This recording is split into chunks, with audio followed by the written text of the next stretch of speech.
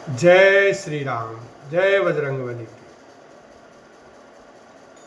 गहई छाह सक सोन उड़ाई, एई विधि सदा गगन चर खाई। सोई छल हनुमान कह कीना, तासु कपट कपि तुर तई कीना।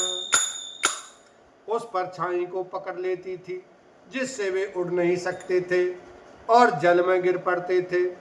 इस प्रकार वह सदा आकाश में उड़ने वाले जीवों को खाया करती थी। उसने वही छल हनुमान जी से भी किया। हनुमान जी ने तुरंत ही उसका कपट पहचान लिया। ताहि मारी मारुत सुत बीरा, बारिधि पार गयो मति धीरा। कहाँ जाय देखी बन शोभा, गुंजत चंचरीक मधुलोभा। पवन पुत्र धीर बुद्धि वीर श्री हनुमान जी उसको मारकर समुद्र के पार गए। वहां जाकर उन्होंने वन की शोभा देखी। मधु पुष्प रस के लोभ से भौरे गुंजार कर रहे थे। नाना तरु फल फूल सुहाए, खग मृग वृंद देख मन भाए। शैल विशाल देखी एक आगे, तापर धाई चढ़े उभय त्याग।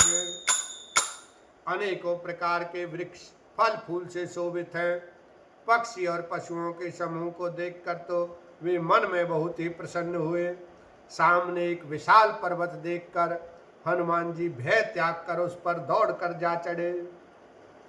उमान कछु कपि के अधिकाई, प्रभु प्रताप जो काल खाई। गिर पर चढ़ी लंका ते देखी, कही न जाय अति दुर्ग विशेषी।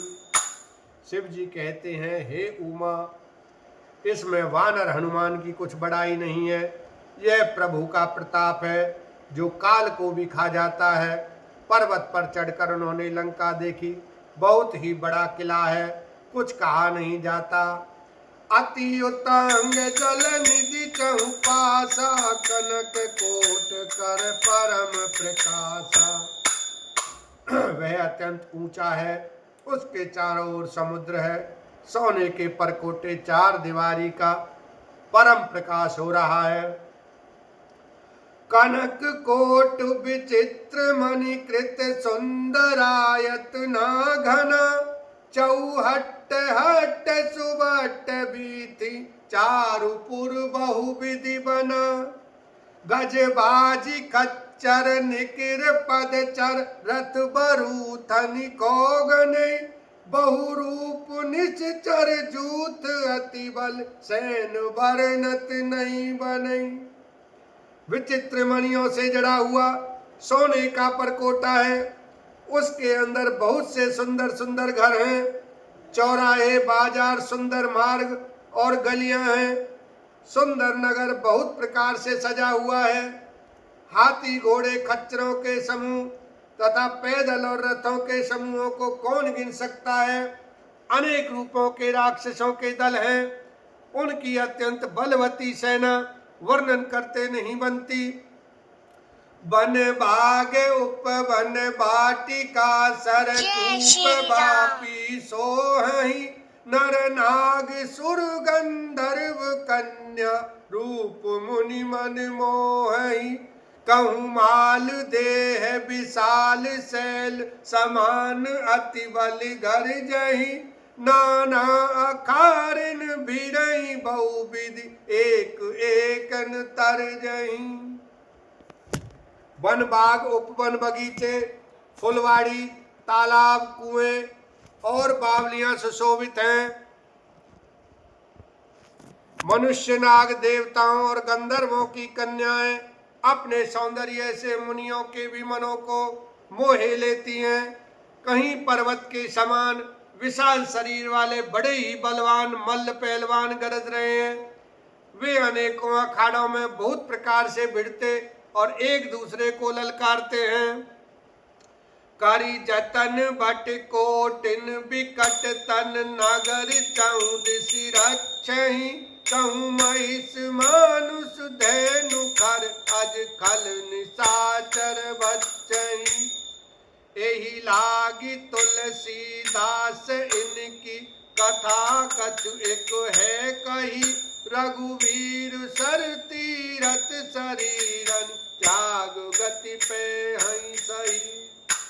भयंकर शरीर वाले करोड़ों योद्धा यत्न करके बड़ी सावधानी से नगर की चारों दिशाओं में सब ओर से रखवाली करते हैं।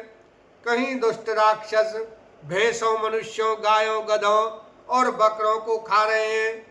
तुलसीदास ने इनकी कथा इसलिए कुछ थोड़ी सी कही है कि ये निश्चय ही श्री रामचंद्र जी के बाण रूपी तीर्थ में शरीरों को त्याग कर परम गति पावेंगे।